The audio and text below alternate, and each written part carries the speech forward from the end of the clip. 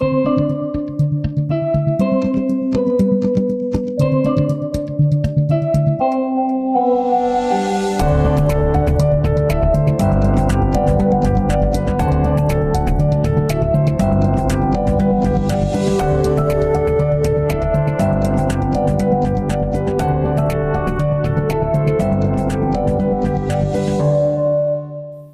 and welcome to Always Take Notes. We are thrilled to announce the publication of Always Take Notes, Advice from Some of the World's Greatest Writers.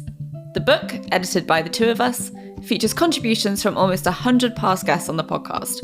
It's a distillation of the wit and wisdom we've heard over the past 6 years. The book offers, we think, frank and entertaining guidance on writing in particular and living a creative life in general. It answers questions such as, where do the best ideas come from? How do you stay motivated? What does it take to become a published author? And how do you actually make money from your writing? Published by Ithaca Press, Always Take Notes, Advice from Some of the World's Greatest Writers is available now in all good bookshops. We hope you enjoy reading it. Hello and welcome to Always Take Notes. In this episode, Rachel and myself spoke with the novelist Victoria Hislop. We spoke to Victoria about the origins and development of her interest in Greece, about moving from publishing to journalism to fiction writing, and about her latest novel, The Figurine. It's a great episode and we hope you enjoy it. Welcome, Victoria, to Always Take Notes. It's fantastic to have you on the show. Could you tell us a little bit about your latest novel, The Figurine? Where did the idea come from and how did it take shape? The Figurine is essentially about one small Cycladic statuette and a young woman who inadvertently gets involved in the theft of this object. And the idea really came to me when I went on an archaeological dig back in, about 4 years ago. I went for interest, but about the first thing that the director of the dig told me was that one of the big issues on this particular dig was the discovery for them early on that there had been a lot of archaeological thefts, that people had already stolen many of the sort of antiquities in the grave site that they were excavating. And actually how this meant that their work could never really be complete. It was as though they were working on a jigsaw that you buy and you open the box and a third of the pieces are already missing. And what a great loss this was. But not only that, that the pieces themselves had disappeared into private collections and had over time fetched a great deal of money. So I thought, well, I don't write detective novels as such, but the impact of these losses on, I suppose, our understanding of ourselves and the understanding of a culture were immense. And it really interested me that people were prepared to make a living out of the theft of something that essentially belongs to all of us. So that was the beginning. It's set against the backdrop of the Greek dictatorship in the late 60s and early 70s, which was a period of time that had always interested me, but I didn't know a great deal about, even though it was in my own lifetime.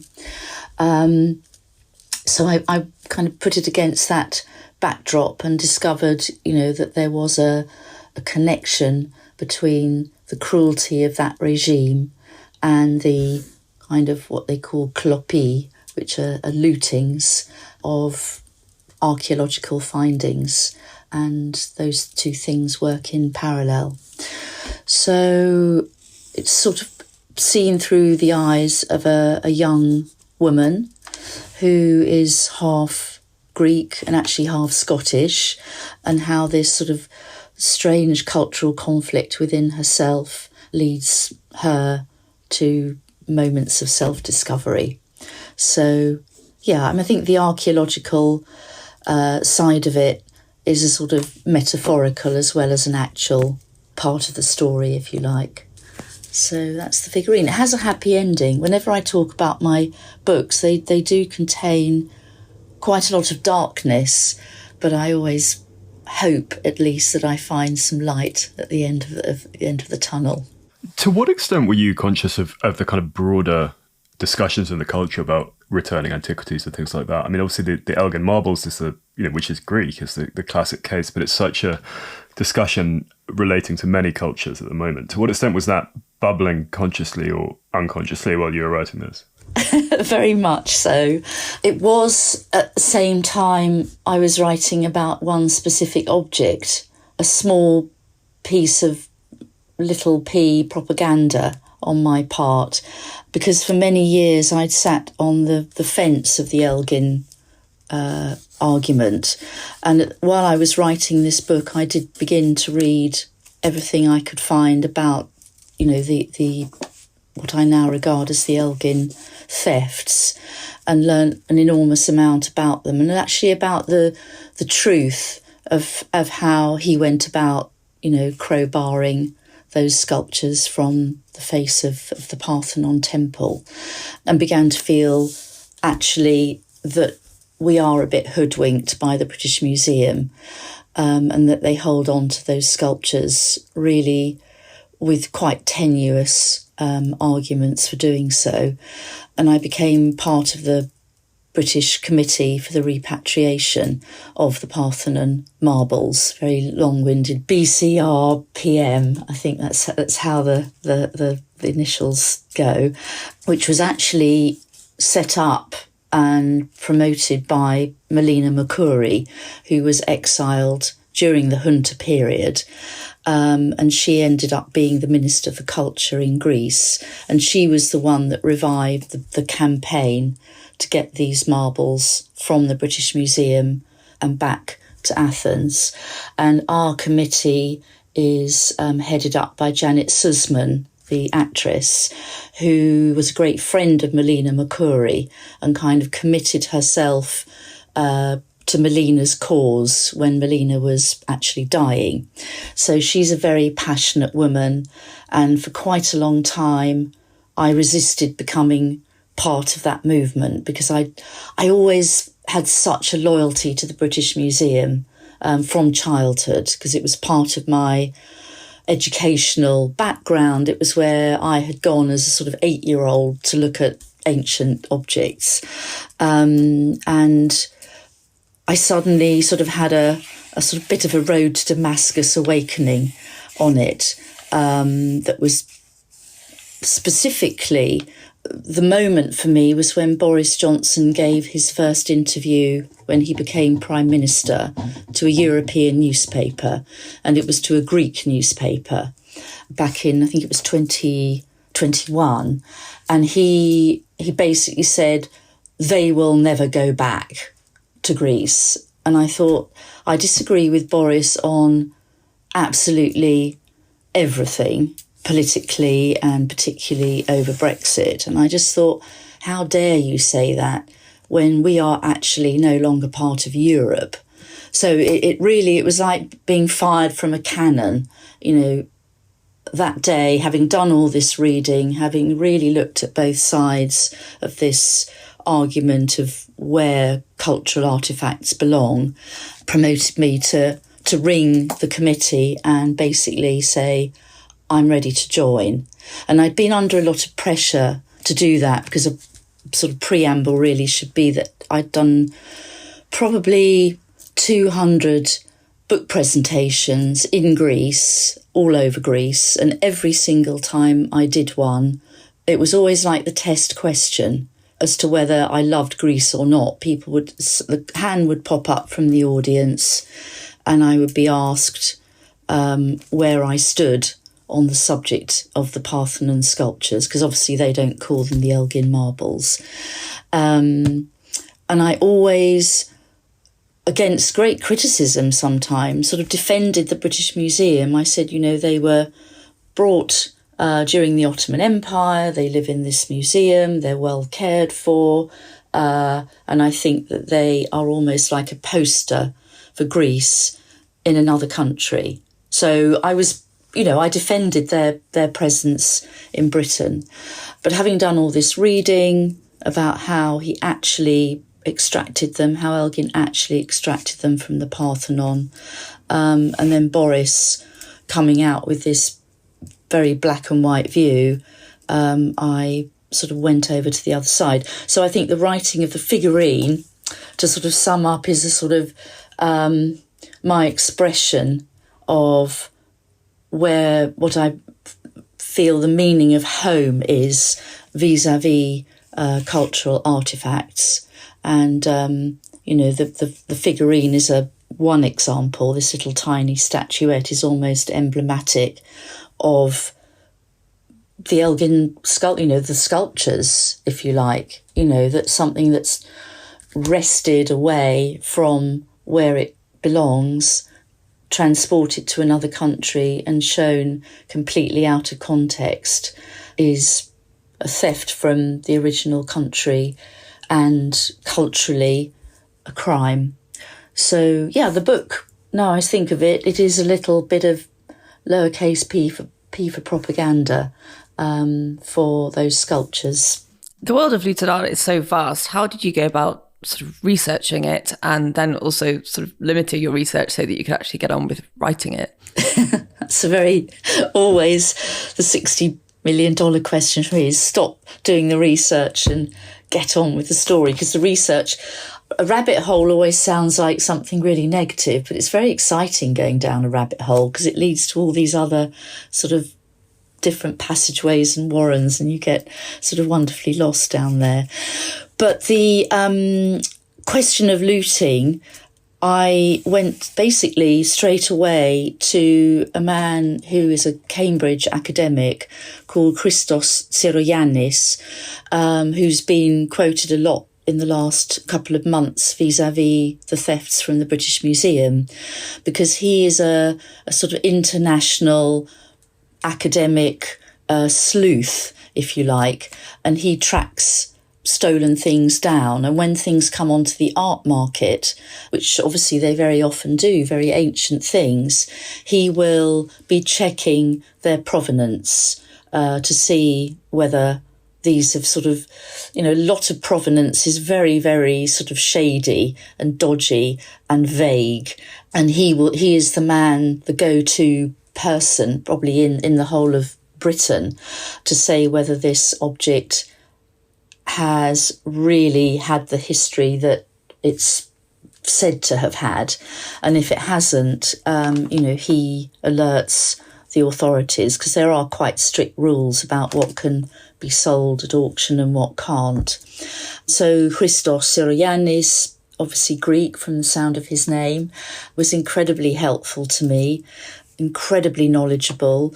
He formerly worked with this rather wonderfully named police art squad in Athens, who obviously specialise in stolen Greek antiquities, but they have their counterpart in Italy as well. And these are sort of academic archaeologists, and I think they are really like detectives, but they have a very specific area of interest.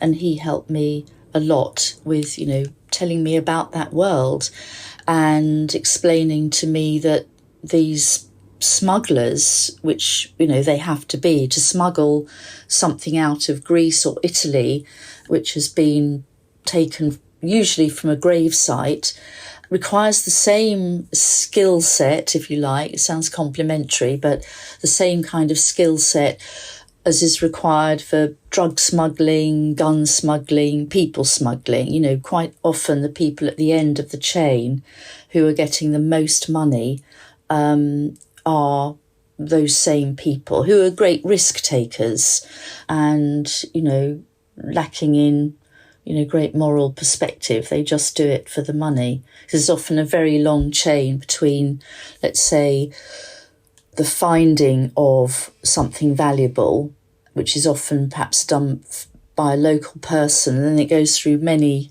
many different people, doubling and trebling and quadrupling in value before it might finally end up in the hands of some private collector. We wanted to come back to the figurine in due course, but could we roll back a bit to the origin of your interest in Greece, and particularly this holiday you had in when you were 17, and kind of where it all kicked off for you then? Absolutely, yes. Sorry, I could talk for hours about archaeological looting, and then it use up all our time.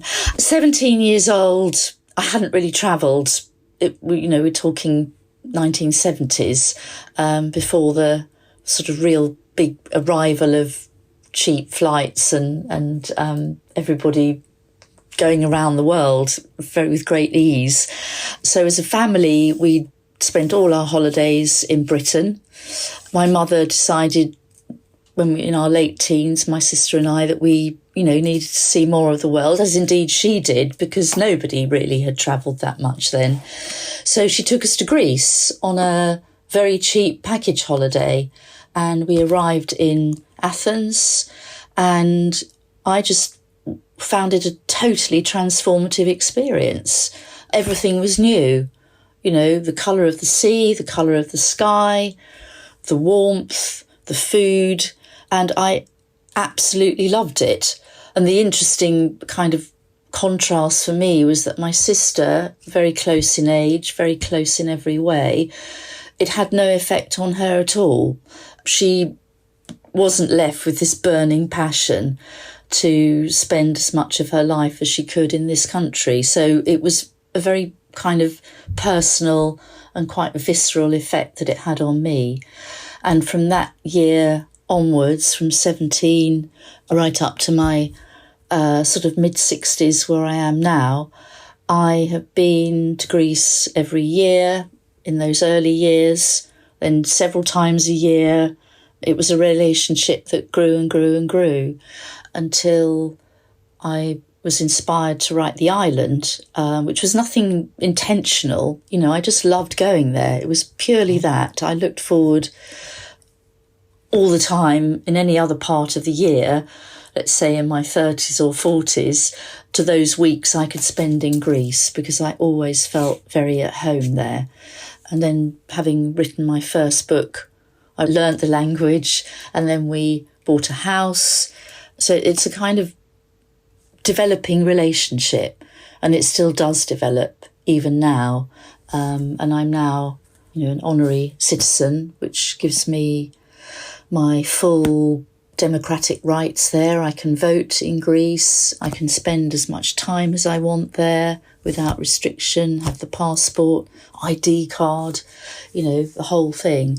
And I sort of wonder what will happen next, really, because I'm not plateaued yet with Greece. I'm sure you won't either. If we roll back even further to your childhood, we found that you were a particularly keen linguist, sort of motivated by a friendly rivalry with a friend called Angela. And also you went on to study English literature. So were you interested in the world of languages and writing and books from a young age? Absolutely, yes. I mean, languages were always my favourite subject at school. And I had the sort of strange good fortune that my mother had a very long relationship with a French man, and they lived together for 25 years, and we always spoke French together, which was sort of strange because my mother didn't speak French. I remember her going off to sort of adult education to try and learn, but meanwhile myself and Michelle spoke French, and I became virtually fluent just because it was sort of in the house. And then I learnt German at school and Spanish. I did Latin and French A-levels. It was something I really enjoy, listening to the music of other languages, and it comes, reasonably easily to me. And then books, it never occurred to me not to love reading. There wasn't that much on the TV in those days. In the 1960s and 70s, TV was just something we watched maybe on a Sunday night if there was a decent series. But, the rest of the time, it was Blue Peter, and then at 5:45, the TV was switched off. So there wasn't this kind of constant visual sort of intrusion on a screen in any way at all. So, books were the go-to evening entertainment. You said, though, that when you went to study English as an academic subject at university, it kind of threw you off the trail of creative writing. Could you explain that? Yeah, it did a bit. Creative writing is something that I remember doing, and I've still got, those scrappy, weird little books that we had at primary school. You were always encouraged to tell stories. That's the first thing, more or less, that you do at school. And that continues, and you learn to write poetry, or you teach yourself poetry. And you have exams in creative writing. And then suddenly at age 14, that just stops. What was then O-level, the English language O-level included a sort of imagine yourself, landing on a planet, all the usual cliched stuff. But you had to use your imagination. And at 14 years old, you're 15 years old, I suppose I put my pen down after that exam and thought, good, I don't have to do that anymore. And then it just becomes this focus on other people's writing, on literature, which I didn't really question because I loved writing about literature and dissecting it, and I was very good at that. And I applied the same principles, in the French A-level and then the Latin A-level. You're always kind of talking about how other people are writing, and I found that very easy. But it didn't occur to me to do any writing myself at all in a creative way for another, 30 years practically. So that sort of O-level English language was a complete full stop for me creatively. And I didn't sort of secretly scribble away short stories, novels, poetry or anything after that point. I think now there's a completely new wave in the idea of studying creative writing, but those courses didn't exist in the late 70s when I was applying for university, and I definitely wouldn't have applied for one because it didn't seem like my bag at all. After university, you went into publishing, but you left publishing because the pay was so bad, we read. That's right. how bad are we talking? And how long did you stick it out? Well, my first salary, it's obviously I have never worked this out, what it would be worth now, but my first salary was £4,815, which for some reason 4815, it's almost like I could use that as a sort of magical password. It really stuck in my mind. Oh, and luncheon vouchers. We had luncheon vouchers. I was going to say, I really hope that's not your PIN code, because then you've just given it away to everyone. No, it's not. And I'm kind of going to make sure I never use it. That was the salary with the kind of amount for a sandwich each day. And it seemed fine, but it just about paid for my bus fare to work, bus fare home, and my rent. So, and I got a Saturday job. I used to go and work at Selfridges on a Saturday, and then I'd go and work as a waitress on a Saturday evening. So it needed supplementing, which was fine. Lots of my friends came out of university, and it was the early 80s, a sort of economic crisis, high unemployment, and we were all very happy to go and work as secretaries or assistants in publishing companies. That's what a lot of my fellow English graduates did. But it sort of got to the point where I thought I could be earning more than this, and I'd like to earn more than this, maybe with the same skill set. So going into advertising, into a small PR agency, which, dovetailed with some advertising, copywriting, I doubled my salary and then sort of quadrupled it, and then was given a company car, which, my friends still languishing in book publishing. Was this the BMW we read about this? Yeah, lovely BMW, and all my sort of much more intellectual friends who'd stayed in publishing and were by that stage, assistant editors or even editors. They were absolutely agog that I had a white BMW and I was buying my first flat. So for me, that became kind of more important than, having a job that I absolutely loved. So I never loved the job, but I was just relieved not to be in debt. And that for me was very significant. And then what was the route out of that in terms of, moving then to writing journalism and things? Yeah, it was basically having a baby, because the demands of corporate PR in those days, sort of very late 80s into the early 90s, were huge. So the reason I was given a BMW really was so that I could get to work by 7:30 in the morning and then drive home late at night. So, I mean, whatever you were given in those sort of corporate jobs was a compensation for what you were giving to them. So the hidden cost of being a person wearing shoulder pads and going into boardrooms and feeling frightfully important was the fact that you were working 12, 14 hours a day minimum. And you didn't question it. You weren't being paid overtime. You were being given all these perks. So when I had our first baby, and again, it's sort of not to do with writing, but it is sort of to do with motivation, I think.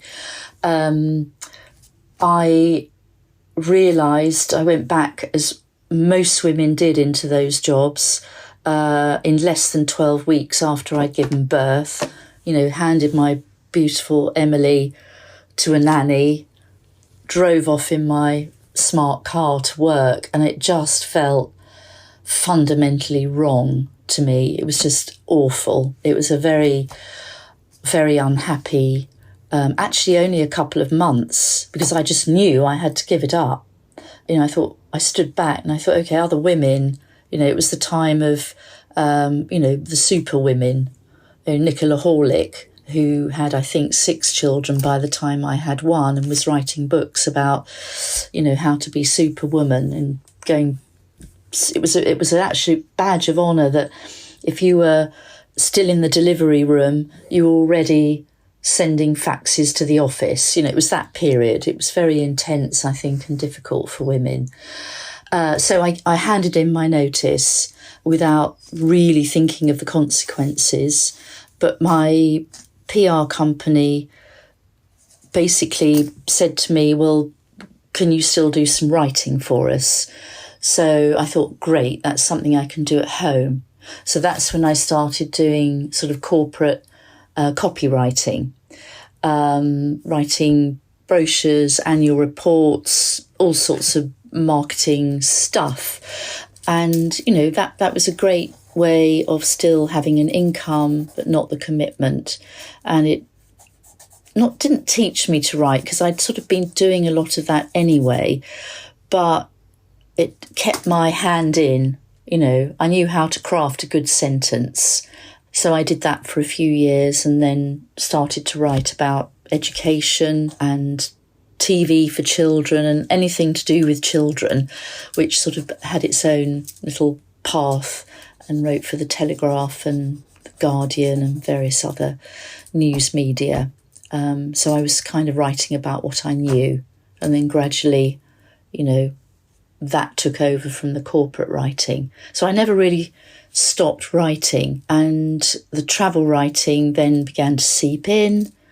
Wrote the odd piece, particularly about doing trips with children, which I started to be, sort of selling to various magazines, and got sent on all these magical trips like, white water rafting with your kids on the Colorado River. All these lovely gigs came up, which I sort of grabbed and took my children off, and we plunged down all sorts of dangerous waters in America. And then one day we were on holiday, and I went somewhere, which was this little island in Crete, and I thought, I can't write about this as a travel piece. This is something sort of breaking into my imagination. So that was the kind of idea that became the island. And it sounds like really sort of glib to use the phrase, the rest is history, but that, took my writing onto a completely different path.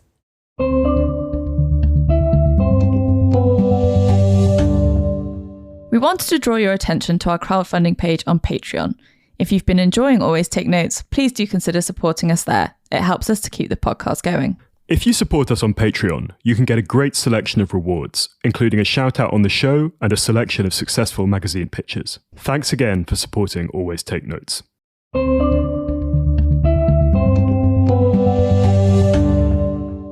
You said that it was completely unplanned that you were going to write novels, but once you decided that it needed to be written in that format, how did you sit down and do it? And how did you develop the characters and the plot and everything else? Well, the actual core part of that story came the very day that we went there, because the only thing I really truthfully remembered from my kind of university education, 3 years of studying, Shakespeare, T.S. Eliot, and kind of pulling them apart. The only little phrase that really, really had stuck with me was that conflict is drama and drama is conflict. So I thought, when I was walking around Spinalonga and thinking about this disease that had had a cure, the only conflict that came into my head, and very sort of in an instant on that day, was the idea of a patient who is desperate to leave this sort of prison-like situation. But if the cure comes, she's never going to see the man who is her doctor ever again, and she's fallen in love with him. So at the same time as something good happening, something sort of catastrophic will happen for her.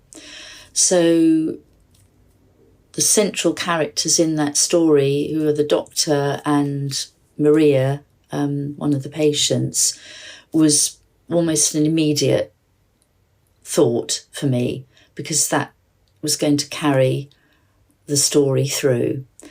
In terms of developing the other characters, that involved for me spending a lot of time in Crete and observing people, and very much as an observer, because at that time I didn't speak even a word of modern Greek. It had never crossed my mind that I should do it. So a lot of observation, sitting in cafes and watching how people interacted. In terms of the story, finding the world expert in leprosy, which sounds, I think writers and aspiring novelists of any kind, whether they're already successful or not, always go to the top person in any subject that you want to research. That's something I always suggest to people, because they're incredibly helpful. And I never written a word of fiction, but I found out who was the sort of leading leprosy doctor in London at the School of Hygiene and Tropical Diseases. And I was kind of expecting a dismissive, no thanks, I don't have time. But I think quite often these academics or specialists are quite intrigued to talk to somebody who wants to know about their subject from a layman's point of view. And this, she's now Professor Diana Lockwood, was incredibly helpful and kind and wanted to help. And, we developed a friendship, and she lent me her very, very sort of precious textbooks, which I kind of lovingly looked after every night and locked away in a sort of fireproof cabinet, because I felt such a responsibility. But she gave me the whole sense of understanding of the science of leprosy. So I was very indebted to her. Could you tell us about the process of selling the island? We saw that it was challenging both to find an agent and then, actually to get a publishing deal. And the idea of the subject matter that it involved leprosy was a bit of an obstacle to climb over. But you then encountered, was it your editor who then her father had been a tropical disease doctor? Could you just tell us about this whole piece? Yeah, I do believe in luck, in a good way. I think you can it does exist, but you can kind of work your way towards luck by not losing hope, really. So the idea of a love story set on a Greek island was very appealing to publishers, because Captain Corelli had just had its huge success, and all of that was something people had loved, and they were looking for the next one. But leprosy had, and still does have, a great stigma to it. I was writing about a disease which is like, gosh, not very commercial. And in fact, one of the people I approached said, well, we love the story, but could you lose the leprosy? And of course I couldn't lose the leprosy. But just by some random chance, the synopsis landed on the desk of a young editor, 26 years old, who had spent a lot of her childhood in Africa. Her father was a professor of tropical diseases. In fact, he, as it turned out, knew Diana Lockwood, who was the professor that I eventually went to.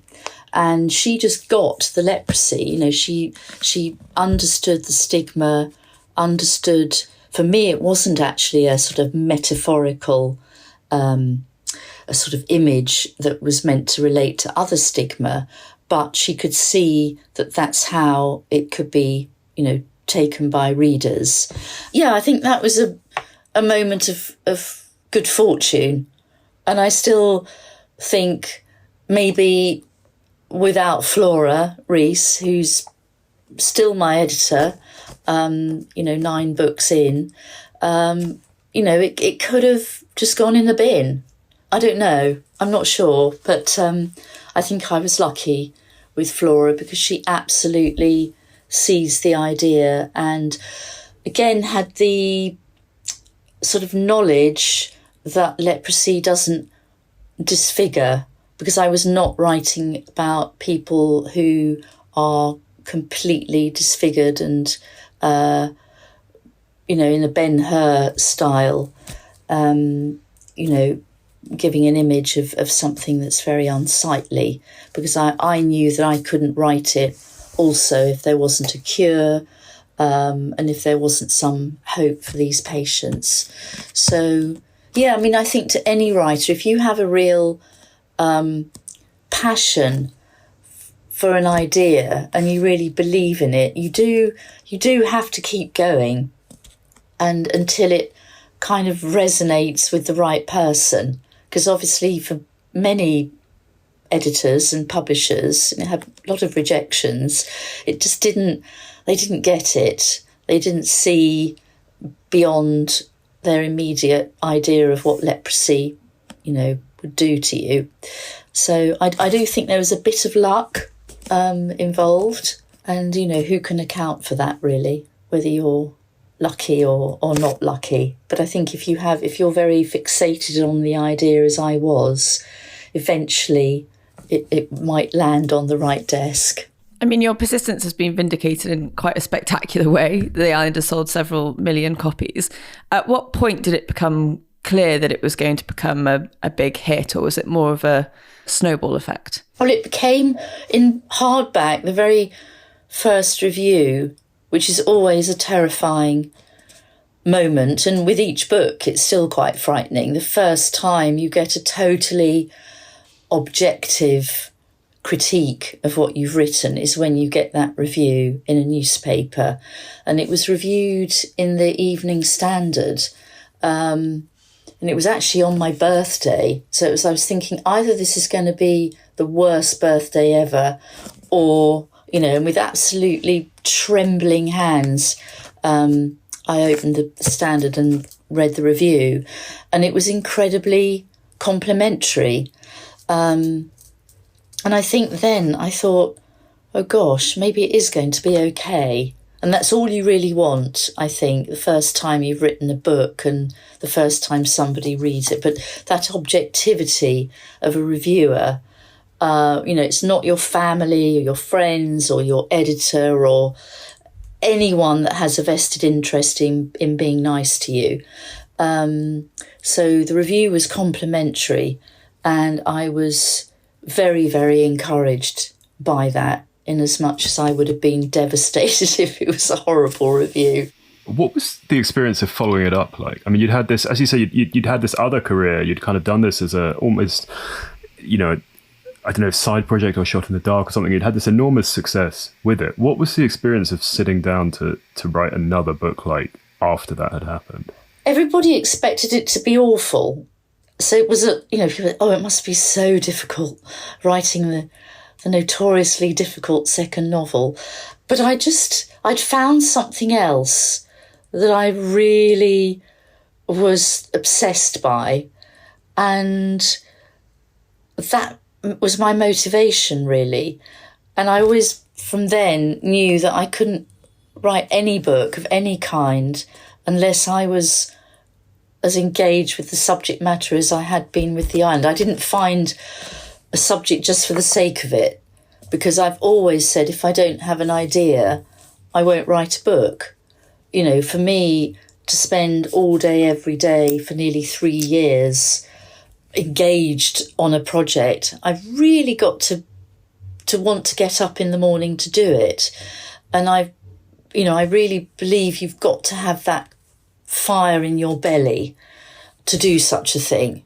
Most people do one job for 3 years. So for me, it is like starting a new job, and then I need to love a job in order to want to get out of bed and do it, and to spend actually, probably 12, 14 hours a day towards the end on it. So with The Return, I had come across another subject that engaged me probably even more than the leprosy story, which was the Spanish Civil War story. And I would just sort of disappear off to Granada in the south of Spain and sort of live as much as I could and get engaged with this subject matter. And in research terms, the Spanish Civil War was an immensely easy period of history to find works written in English, because we were writing the objective histories of that here, because it was banned by Franco to write objective histories in Spain. And I was just as obsessed with that as I was with the island. And, being brutal about it, The Return was a, much better book than The Island. I didn't really...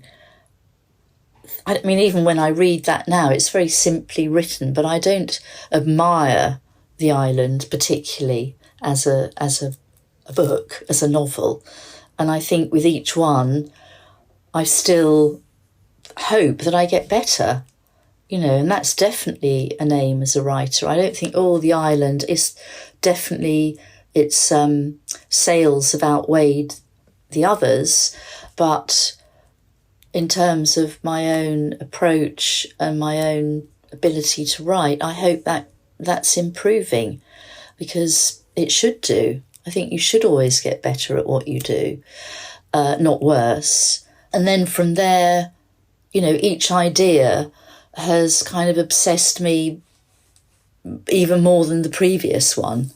So, obsession is definitely part of the writing process for me. And I do, leave one idea behind and go, wow, this is my new motivation, my new reason to get up in the morning. So yeah, I think you really have to own an idea. I do anyway. I really have to own an idea, want to know more about it than anyone else. I want to find the people in the area of knowledge or academia that will help me. And I'm sort of very greedy to find out about it. So fire in your belly, I think, is incredibly important for writing. It's a rule of the show that we always talk about money. So how did The Island and The Return both change things for you? And how has the financial side of your writing life evolved since then? Most importantly, I got an agent. I knew I needed an agent at the beginning because that's what everybody had told me. And, that's a pretty crucial part of things because contracts are immensely complicated. And I was very lucky to get a wonderful agent. I tried a few, they weren't interested in me. And then I met David Miller at Rogers, Coleridge and White, who, again, great person. They need to be kind of someone who's somewhere between a friend and a kind of business advisor, which is exactly what David was. And he took me on. And to be honest, I don't think I've ever read through any one of my contracts because they are in extremely small writing and they're extremely dull. So that's why I think you need an agent, because you just feel there's a safety net. The Island, I had an advance for, not huge, really didn't change my life at all. But it motivated me to write it. It meant that I felt somebody wants it, so it's nice to have some kind of encouragement up front. The sales obviously were huge for that, and it was translated into 40 languages. Did it change my life? I have to say I don't really think it did, because I didn't really want my life to change. I suppose the main thing that happened, but this happened sort of over the next few years, was that if I look kind of bluntly at it, it got me my house in Crete. And that was really the only thing I ever really had dreamed of having, was a house in Greece. So I guess that was a really big change to have that. And to feel that was somehow the product of writing a book set in Greece. It was a sort of perfect logic about it. And that's sort of become a very sort of wonderful part of my life, my family's life, the life of friends who I now know there. So that's a kind of tangible aspect of having sort of written that first book that did extremely well. Could you tell us how it's worked with the TV adaptations? I mean, The Island was adapted for this sort of enormous Greek series, but we saw the kind of issue thing was that you seem to be pretty involved, right? You're on set, you're talking to writers and stuff like that. I mean, how has that whole piece worked out? Gosh, well, that's all been a big part of this. I hate the cliche, but I use it all the time because it's the only image that works for me. The journey of my writing career has involved actually now 3 TV adaptations. One of The Island, one of Carte Postale, and one of One August Night. So the first one was a 26 episode sort of mega series, literally made by a company called Mega in Greece. And I took advice from other writers who said, either be involved or don't weep your heart out if it's terrible, and don't be involved. So I took the approach of be involved, mostly because I was very protective of the image of leprosy patients, because by that stage I'd become very involved in a leprosy NGO who, we raise money to train doctors to treat people. So I met lots of people with leprosy after I'd written the book. So I thought, I'm not having them portrayed as ghouls and, monsters, which would be easy to do. So I spent nearly 2 years out there, very connected with the production, vetoing the things I didn't like in the scripts. That's when I started to learn Greek, because they were all in Greek. And I got totally immersed in it. And absolutely loved the end result. And I'm not saying I loved it because I controlled it. I had a very light touch on the whole production, but I guided certain things about it that I loved and left other things alone to develop that I felt less comfortable with, but, gave artistic control, obviously, to the director. And that was immensely satisfying. It was not particularly lucrative. I didn't make any money out of that because it took, a great deal of time, but I loved the end product. And it was very satisfying to have that involvement. I would say, once having done that, and it was very successful and very enjoyable, it meant that the next times that it happened, which were these 2 other times, I went through the same process, but it was slightly easier by then because I spoke Greek. So it wasn't such a sort of arduous process of having to have everything translated in order to have a view. I could read what was being written. And it was wonderful. I mean, absolutely a great thing to do from a personal point of view, because it meant that I wasn't sitting alone at a desk. And I loved that. Suddenly I was part of a big production team, which is just the most thrilling thing on the planet, to see what you'd written on a page suddenly involving, 100 people at every level, not just the actors, but the technicians and writers and TV executive. It's a joyful thing working on a TV production. So I would always try and do the same. We're coming towards the end of our time, so a final question from me is what you make of the idea of the beach read. You've joked that you're called the Queen of the Beach Read, but given that your novels deal with things like civil war, illness, military dictatorships, how do you feel about that? I love the title, to be Queen of the Beach Read, because I think when you go and sit on a beach, that's the time when a lot of us read, and actually to read something that's too sort of fluffy or forgettable isn't very satisfying. So if I can give people a little bit of sort of history and reality while they're lying on their sun lounge, and I think it's sort of jokingly I'm called Queen of the Beach Read, but it is because, my books are set in warm Mediterranean countries and people like to read something that has a connection with perhaps the environment that they're in.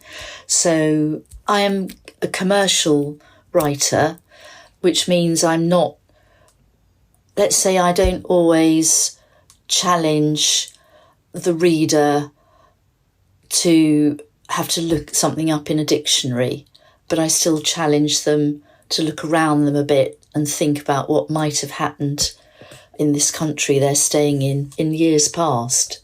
And then hopefully they learn something from that. But I don't regard it as a sort of, I'm not didactic, but I love to tell a story that will engage people enough so that they spend, let's say, more time reading than snoozing on their sun lounger. A final question from me as we are up against our time limit is this is another thing we always put to novelists on the show, but about how you construct your plots as to whether you are, in the vocabulary we've developed or appropriated, a plotter or a plunger. So whether you're someone who has everything worked out in advance in whatever form that may be, or if you just dive in and follow your nose, or if you're somewhere between those two camps. Yeah, no, I what great phrases, plotter or plunger, it's brilliant.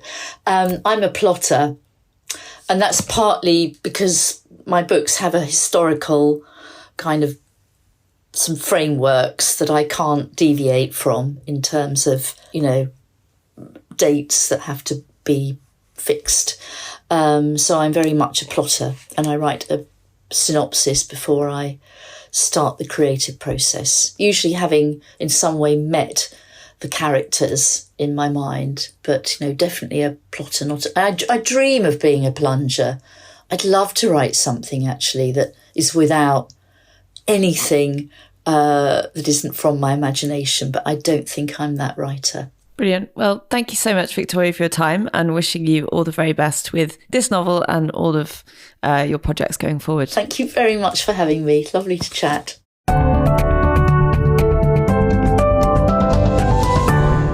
That was the Always Take Notes interview with Victoria Hislop. You can find her on Twitter at Vic Hislop. Her website is victoriahislop.com, and her latest book, The Figurine, is published by Headline.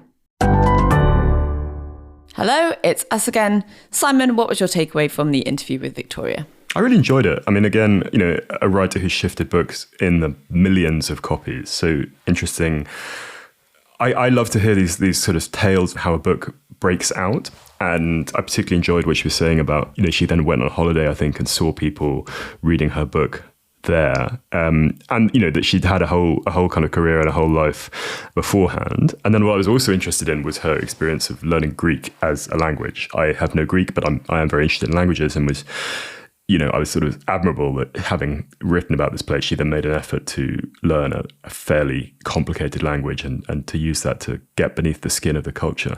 What about you? And become a citizen as well. Indeed. Yes, I enjoyed the fact that she embraces the beach read designation when we've had some guests, obviously, who sort of bridle at that sort of thing. And I liked her line that you can work your way towards luck by not losing hope, which I'm sure lots of listeners will find very encouraging. I thought she was a great interviewee, and my mother will be absolutely thrilled, because we were actually marched to Spinalonga on a family holiday because she had read The Island. Really? And enjoyed it so much. Did you visit the leper colony? Or is the whole island the former leper colony? It's the whole island, yeah. Obviously empty now, but you can go and do tours and things. So that's what we did. Wow, like a Lloyd family pilgrimage. Exactly. What have you been up to, Rachel, otherwise? And what has your cultural intake been? I have been working on a book review about Charlie Chaplin and when he was exiled from the US, which was fascinating and a part of sort of film history I didn't really know anything about. Otherwise, I've been working on the sort of end of year lists, which I think I might have mentioned before. So rounding up The Economist's favourite films and albums and TV shows and things like that. And I'm also working on a food column about the history of eggnog. So, wow, hard-hitting stuff from me. Presumably you're strongly opposed to like pre-mixed eggnog, which I believe is available. It is available. I can't write about this because it's made by a friend of mine, but the best pre-mixed one I've had is actually an oat nog. My friend has a cocktail company, and it's a dairy-free eggnog. Dairy-free, and it's delicious. So anyone looking to have a sort of Christmas tipple, I would highly recommend that. It's not cloying at all. Well, we've just catapulted them to stardom, Rachel, I'm sure. Well, they're called Black Lines if anyone does want to order it. Okay, well, a clear plug. I have been in the Alps. I'm working on a long read for The Guardian about a Swiss extreme skier, and have been talking to all sorts of people who knew him, which has been fascinating, and also doing some more interviews for the book, but a lot of time on very good trains, which has been nice, but back and forth, and then switching languages and stuff. So all quite fun, but quite tiring. Flying back tonight. And then I have been continuing to read Nicholas Shakespeare's biography of Ian Fleming, which is kind of fascinating. And the bit I'm kind of fascinated about is how, my image of the 1950s is this sort of grim time of like rationing and sort of monochrome dullness in Britain. And it seems that there was a whole like group of admittedly very privileged and wealthy people who were having a really bougie time in the Caribbean at this sort of thing, and generally having quite a nice time. So it's a sort of fascinating bit of like historical tourism almost to do that. But anyway, that'll be up. You'll be able to listen to our interview with Nicholas in a future episode of Always Take Notes. Anyway, this has been Always Take Notes, hosted by me, Simon Acombe. And me, Rachel Lloyd. Our producer and social media editor is Artemis Irvin. Our score is by Jess Danheiser, and our graphic design is by James Edgar. If you'd like to follow us on social media, we're on Twitter at Take Notes Always. We're on Instagram at Always Take Notes. If you'd like to support us on our crowdfunding page on Patreon, we're on there under Always Take Notes. And if you'd like to leave a review on iTunes or get in touch with us via our website, please do. Many thanks. Goodbye.